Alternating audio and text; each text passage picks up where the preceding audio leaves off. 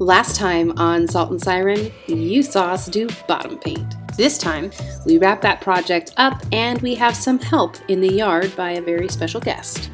And then we take you on the road to see some truly unique things. Welcome.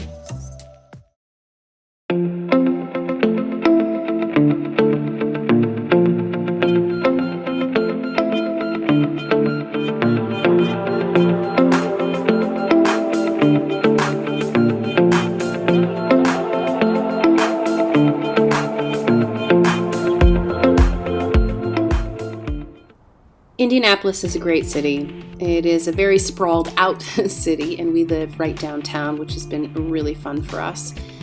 And we spent a few weeks at home and got some work done, if you can call that work. And then it was time to turn around, get back in the car, and go pick up the air in my lungs, Evan, for our second round of summer vacation. That led us to these two fine people, my mom and dad, who live in the beautiful hills of North Carolina near Asheville.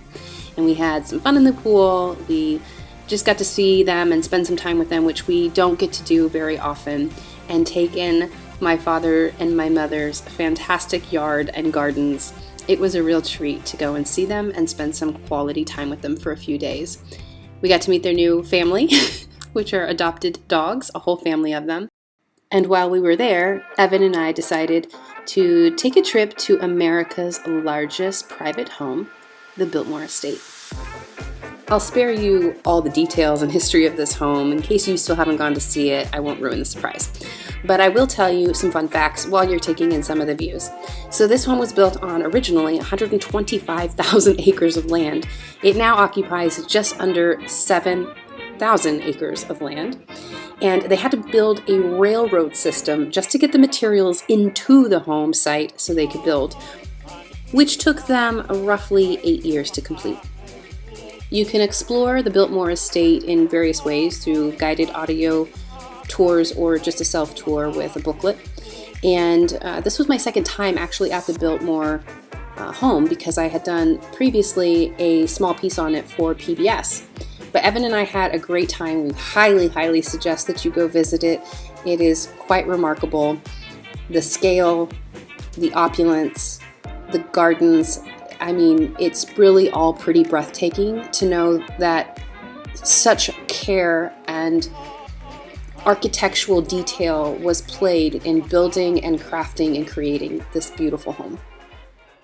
So our next leg of the trip would have us leaving from Asheville and making our way towards Alabama, which is where we were going to meet Todd with a rental car so we could go work on the boat. But we had a few hours to spare, and I always love surprising Evan with a little side trip here or there. And so I decided to take him to Ruby Cave near Chattanooga, Tennessee. Now, this cave is much smaller than ones that we've been in before, namely that of Mammoth Cave in Kentucky, but it is really epic to just go and see what nature creates on land. Not only is it just fascinating, but it's just also just beautiful and really interesting. So we took a side trip, had a great time, and we got to see one of the largest waterfalls inside a cave, I think, in the world.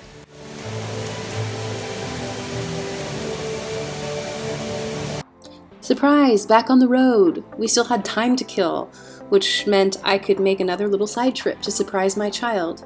Yes, before I get hate letters, he is wearing a seatbelt. He's just contorted in there. And so I decided to take him to this really cool place that I had been to before. I told him I would take him at some point, but he still had no recollection of what I was talking about. This is known as the Isha Center, which was built by a Buddhist guru by the name of Saguro, and it is the largest Buddhist temple in the Western Hemisphere. And it's in Tennessee! I wish I could have shown you pictures inside, but it is a very private type of organization which I wanted to respect.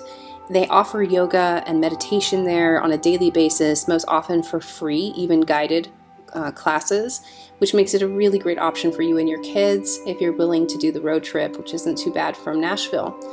And then Evan and I finished our meditations in this temple behind him, got back in the car just so I could drop him off at the hotel and meet Todd for this little exchange. It's Is it 1:30 here? No. No, that's 12:30 here. But it's 1:30 for us. It's really 1:30. We're just dropping the car off and filled out some paperwork.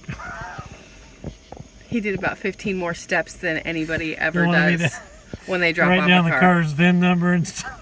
What it had for breakfast. If I got an oil change or any car washes.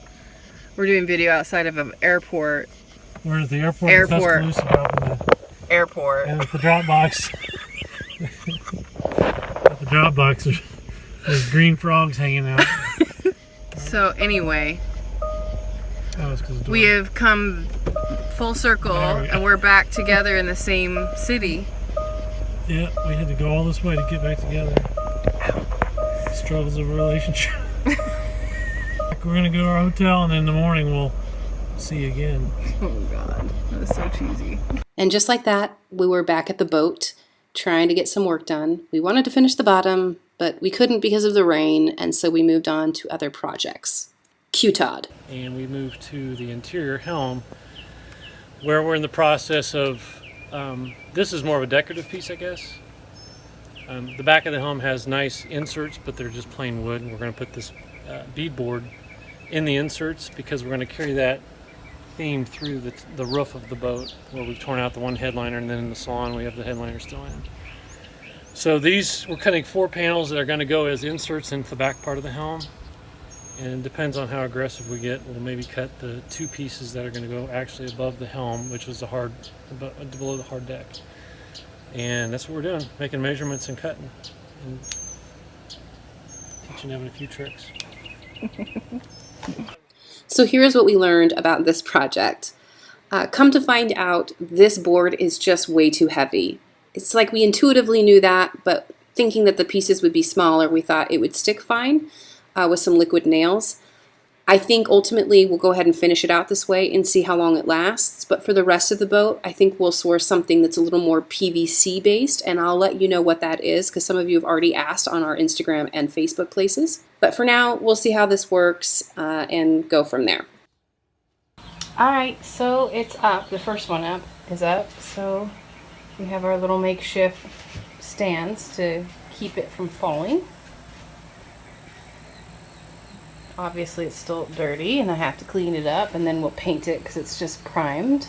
But I think, and then we'll caulk it. But I think it turned out really well. So we went from this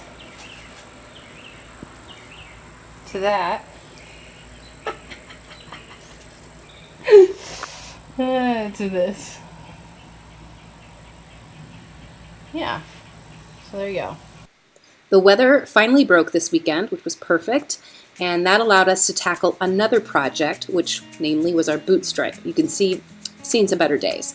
And that rub rail there, we knew we'd have to remove as well in order to properly paint this section. So we sanded and prepped, removed that rub rail, and then as all projects do, and always kind of happen, you notice another problem. And under that rail there, we noticed that it had some double-sided kind of tape that was really weathered and just old, needed to be replaced. But it worked out perfect because we could rip that off, source it when we got home, and it would be ready to be replaced by the time we got back to the boat. All right, we're going to skip to a little bit. I don't have any video of us actually painting this section out because we were running into so many problems. And despite everything that you do to prepare and to research and to get the right materials that you need for a project, it never fails that something goes wrong. And we were both really frustrated at this point because kind of all of our projects were falling apart for the weekend, and it's obviously disappointing when you don't have a lot of time to work with. So we ended up getting the wrong paint. I wanted to show you the good, bad, and the ugly, and this is the ugly part. So we did one side, thought we were kind of getting through it. It failed, and so we just thought we'd show you the screw up as well because we think it's important to show you everything, unfortunately. So that was the straw. It broke our back. Don't I just look so happy? We went back to Indy with Evan and just enjoyed the rest of his time with us the rest of that week. And then we got hot on sourcing a new paint so that way we could take it back to the boat the following weekend and try it out, get some other projects done. Todd decided to work on some compounding, polishing, waxing, that sort of thing, just to see if we could get the boat looking a little better.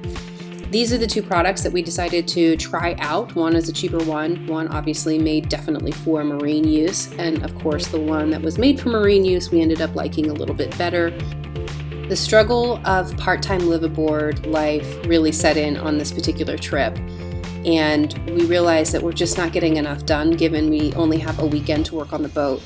And I decided that perhaps it would be better if I stayed behind for the week to try to get a few things kind of marked off of our list to speed up our process. So I decided to stay behind. Todd took the car back, set me up for the week to live in the yard, and just like that, it was just me, the sunset, and the cat. Next time on Salt and Siren. Well, guys, it is just me now on the boat for a week. No transportation. On the hard, roughing it with little Miss Pip, and we're gonna see if we can get some stuff done in this boat. What have I done? Thanks so much for watching, you guys. As always, if you liked this episode, please give it a thumbs up. It truly helps us. And consider subscribing if you want to learn more about what we're doing and part-time liveaboard life, working towards full-time liveaboard life. And tune in next week when you'll learn and see me attempting to tackle projects solo in the yard. Thanks so much, guys. See you next week.